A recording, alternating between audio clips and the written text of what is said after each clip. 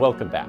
I'm Joseph Hoffman, and in this lesson, we're going to be looking at ways to take your harmonization project to the next level. Let's get started by looking at the lead sheet. All right, on my own, here is the harmonization that I came up with. Remember, I want you to choose chords that sound good to you. So please don't go through and just copy my chords. I just am using this as an example. I hope that your chords are different from mine. Because today, another thing I need you to do, arranged by, if you ever see this in a piece of music, it's saying that the melody wasn't created by this person. An arrangement is when a musician takes a melody as it is and then turns it into something new by adding harmony and writing out some notes that your accompaniment can play to make the melody sound even fancier. So you're going to put your name up here for arranged by. You are the arranger, or you're going to be the arranger of this song. So when you make an arrangement, one of the first choices you get to make are, what chords am I going to use? Now, if you've already done the previous lesson, you've done this step already. And on your own, hopefully you've figured out chords. Again, they don't have to match my chords. Now, if you haven't done this yet, please pause the video. You can go back to the previous video if you need some help, or on your own, choose chords for each of these boxes.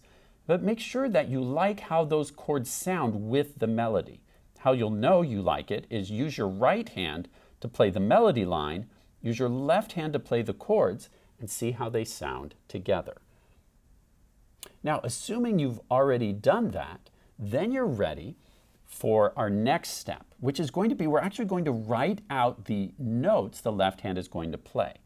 In the past, when we've done a harmonization, we've just let you improvise what the left hand does by looking at the chord symbols. But when you do an arrangement, it's most common to actually write out the exact notes you're going to play. So anyone else could not just improvise the chords, but actually play your arrangement, your version of how to play those chords. And you know by now that there's lots of ways you can do a chord. We have an E flat major, we can play it in a blocked style, or we could do a broken chord. See, I'm taking the notes of E flat major. There's lots of ways we could do that. Now, since this is a patriotic song, I want a nice strong sound. And so I'd like to start with a block chord. And I can see that this is going to last for 2 beats. So I'm just going to draw an E flat major chord and make it last for 2 beats by making it a half note. And my flats are automatically taken care of by my key signature, so I don't have to draw the flats in front of the notes. So now I have my, con, and then on tree, I need an A flat major chord. So I could do it like that, but I feel like that's too big of a jump. So I'm going to use an inversion of A flat major. Here's first inversion, here's second inversion. Second inversion flows really nicely from this one chord. I like how that sounds. So I'm going to use this. So I look at the notes I have. I have an E flat, I have an A flat, and I have a middle C. Now, when notes are above this middle line of the staff, that's when the stems go down generally. That's the rule of thumb. Notice that these notes are stem up, and that's because they're below this middle line. But because they don't want the stems to stick up too far off the staff, once you hit that middle line, the stems flip down. And that's why I'm drawing my stems down, is these notes are all above this middle line. Now, if you have some notes above the line, some below, you just use your judgment. But as a rule of thumb, we try to keep the stem pointing towards this middle part of the staff just so it doesn't stick up. Look, if my stem went up, it's going to crash into of my country, okay? We don't want that. My country doesn't want that either. So far I've used blocked chords. Now, what should we do for this B flat? Let's see here. I mentioned last time that this B flat, I like that sound in root position. Notice I could do first inversion, but that doesn't have quite as strong of a sound to me. I like the strength of that root position chord. But now I'm starting to get bored of just blocked chords. chords the whole time. So what can I do on "'Tis of Thee"? I want to show you something fancy we can do. Notice what I did? "'Tis of Thee." See how these notes are stepping up here? What I just did is one of these fancy techniques I said I was going to show you. So we're going to start off with this blocked chord, "'Tis," and then "of thee." Doesn't that sound nice? So my left hand's also going to step up, but not playing the exact same notes. I'm going in similar motion, but I'm playing a C, D. What interval from here to here? 1, 2, 3, 4, 5, 6, 7, 8, 9, 10. That's called a tenth. Basically an octave plus a third. Okay? And we've seen before that thirds going in similar motion can sound really beautiful. Well, tenths can also sound really beautiful. "'Tis of thee." And I really like how that sounds. Now, when I get to this middle line, the stem flips down. I got to add a dot here so it matches the rhythm of my right hand. So see what I have now? "'Tis of thee." So I've been using blocked chords, but then here I'm going to use similar motion to create a different way of making harmony, right? Harmony can be adding chords. Harmony can also be moving in similar or contrary motion. "'Tis of thee." Now, I don't want to do too much because, again, this is your arrangement, and I hope you come up with your own version. I mean, if you want to borrow some ideas from me, that's great. I think great musicians are always borrowing ideas from other musicians that you like, the sound of their music. And if you want to come up with something totally different, that's great too. A couple other ideas is when the melody stops and holds a note at a cadence, right? This we would call a cadence. "Of thee I sing." It's the end of a phrase. That's a place where I sometimes like to have my accompaniment do something a little interesting to help fill in this time when we're just kind of holding that note and nothing else interesting is happening. So instead of just using a blocked chord here, this might be a good place to do a broken chord, right? We've got an E flat major chord. We could just go, "Of thee I sing." But I think we can do something more interesting than that. "Of thee I sing." I kind of like just turning that into a broken chord, and that creates some motion. All right, 3/4 notes, which way should my stems go? Since we're above this middle line of the staff, my stems should go down here. Okay, so I've used a broken chord for my E flat major chord, just to create some motion there. Now again, I don't want to show you too much because I want you to be creating this on your own. So I'm going to give you a few little ideas, but mostly I want you to use your creativity. I do want to show you one of the most common endings in music. You know by now that a song almost always, like 99.9% of the time, ends on a 1 chord.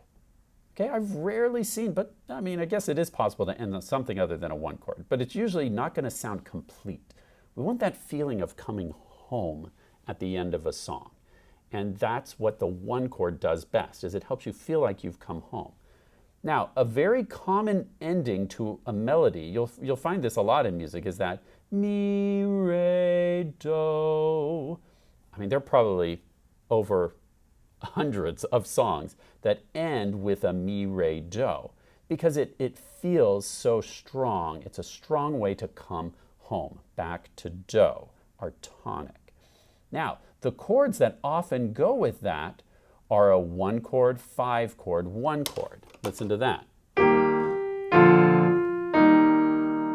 See, that has such a nice, strong final sound.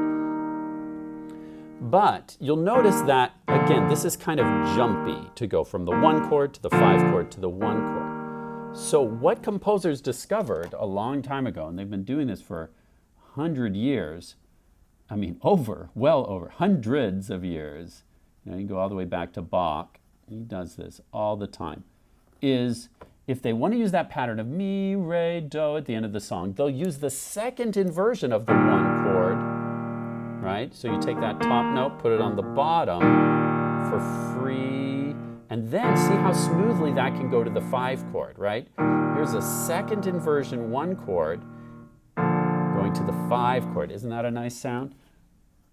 That has a nice smooth, they call it smooth voice leading, right? And that means that all the notes have a smooth way to get to the next chord. This note can just step down, that note just steps down. You see how much smoother that is than what we were doing before. Root position to root position creates kind of a jumpy sound, but going this to this, and then we almost always end on a root position chord. So here we are going to do a little bit of a jump, but that's because we want to end with a strong sound. And as I said before, a root position chord tends to have the strongest sound. So listen to this now. Freedom, reign. So do you have to use this? Absolutely not. But it's a very commonly used technique that I wanted you to know about, because it has a nice smooth sound here and then it finishes with a really strong ending. Feel free to borrow any of these ideas. Feel free to come up with something totally your own, and then on your own you're going to make an arrangement, use the chords that you came up with, make an arrangement for America, or God Save the Queen, and if you like, take a picture of what you come up with once you're done, share it with me online. And you can even make a video of yourself performing your arrangement and sharing it. As you're working on your arrangement, how do you know it's good or not? Well, play through it and see if you like how it sounds. When I'm making an arrangement, I'll play through it several times, and sometimes I'll be like, I don't quite like that, so I'll try some other things. I may erase, go back. I may try 10, 20 different versions until I find the one I like. So feel free to experiment, play through what you've written down, try out some different things until you're really happy with it. Thanks for learning with me today about turning a harmonization into your own original arrangement of a song. Happy arranging, and see you next time.